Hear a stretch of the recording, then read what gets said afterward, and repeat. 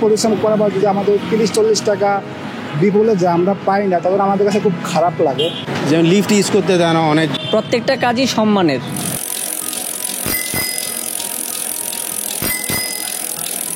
সারা বিশ্বে food delivery তরুণ তরুণীদের কাছে একটি জনপ্রিয় পেশা। এমনকি বাংলাদেশ থেকে প্রবাসে পড়তে যাওয়া অনেক তরুণ যাই বিভিন্ন রেস্টুরেন্টে কাজ করার পাশাপাশি ফুড ডেলিভারির কাজটাও করে থাকে, যাতে করে ব্যক্তিগত খরচ মেটাতে পারে তারা। তবে বাংলাদেশে এর চিত্র কিছুটা ভিন্ন। তবে জটিলতা হচ্ছে বিদেশের মতো এসব পেশাকে মানুষ তেমন একটা সম্মানের চোখে না দেখা।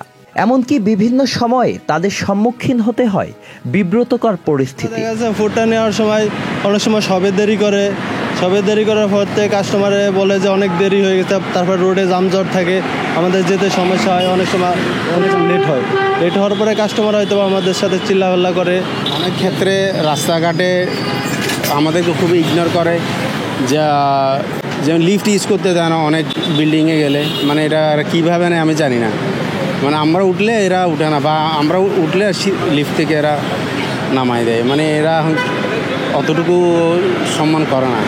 ঢাকা শহরে একজন ফুড ডেলিভারি ম্যানের সাথে কথা বললে তিনি বলেন, শহরের যানজটের কারণে অনেক সময় কাঙ্ক্ষিত অর্ডার পৌঁছাতে দেরি হয়, যাতে অনেক সময় গ্রাহকের কাছে তাদের লাঞ্ছিত হতে হয়। গুলশান দিতে আমার একটা বাড়িতে একটা অর্ডার ছিল, ওই অর্ডারটা দিতে আমার অনেক লেট হয়ে যায়। পরে ওখান থেকে একটা অর্ডার ঢুকছে গুলশান দিতে, ওখানে আমি অর্ডারটা দিতে যে আপনার প্রায় আমি 20 মিনিটে রেস্টুরেন্টে পৌঁছানোর পরে আপনার ওই খাবারটা নিতে দিতে আমার আরও 20 মিনিট লেগে গেছে। পরে কাস্টমারের লোকেশনে গেছি খাবারটা নেওয়া পিক আপ দেওয়ার পরে, তখন কাস্টমার বলতেছে যে আপনাদের অ্যাপে দেখাচ্ছে 30 মিনিট, আপনি 50 মিনিট কেন করলেন, আমি পার্সেল নেব না, আপনার অর্ডারটা ক্যান্সেল করেন।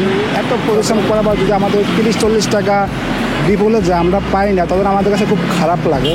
আর দেন হচ্ছে আপনার সারাদিন কষ্ট করার পর যদি একটা ফুড ক্যান্সেল হয়, ওটার জন্য আমাদের এত খারাপ লাগে যেটা বলার মতো না। আর আপনাদের মানে পুরো দিন কাজের থেকে মনে উঠে যায়। তবে কেউ কেউ আবার এমন পার্ট টাইম পেশায় কাজ করে সন্তুষ্টি প্রকাশ করে। শিক্ষার্থীরা নিজেদের লেখাপড়ার পাশাপাশি পরিবারের খরচেরও যোগান দিচ্ছে। এসিআই পিওর রাইস, বিশ্বস্ততার আস্থায়। অনেক স্টুডেন্টরা আছে, ভার্সিটির ছেলেপেলেরাও আছে, এটা দিয়ে তাদের স্টুডেন্ট যত ব্যয় হয় তার ওগুলো খরচ চালায়। অনেক পার্ট টাইম হিসেবে করে, অনেক এটাকে উদ্দেশ্য করে তার সাংসারিক হিসেবে চালায়। কিন্তু এটা নিয়ে এই ফুডপ্যান্ডে চাকরি করে অনেক ছেলেপেলে অনেকে তার জীবন নির্বাহ করতে পারে।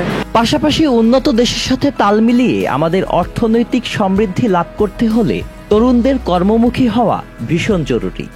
তাছাড়া আমাদেরও সকল শ্রেণীর সকল পেশাকে সম্মান করার মতো মনস্তান্ত্রিক চিন্তাধারার উন্নয়নও দরকার।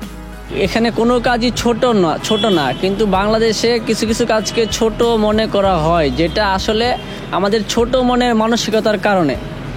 এখানে ফুড রাইডার এমনকি একজন রিক্সা চালকও সম্মানের যোগ্য, যেহেতু উনি সৎ পথে ইনকাম করছেন। কিন্তু বাংলাদেশে বিভিন্ন কাজকে ছোট মনে করা হয়, যেটা একদমই ঠিক না এবং উচিত না। প্রত্যেকটা কাজই সম্মানের। Sajid Abdullah, channel I, Dhaka.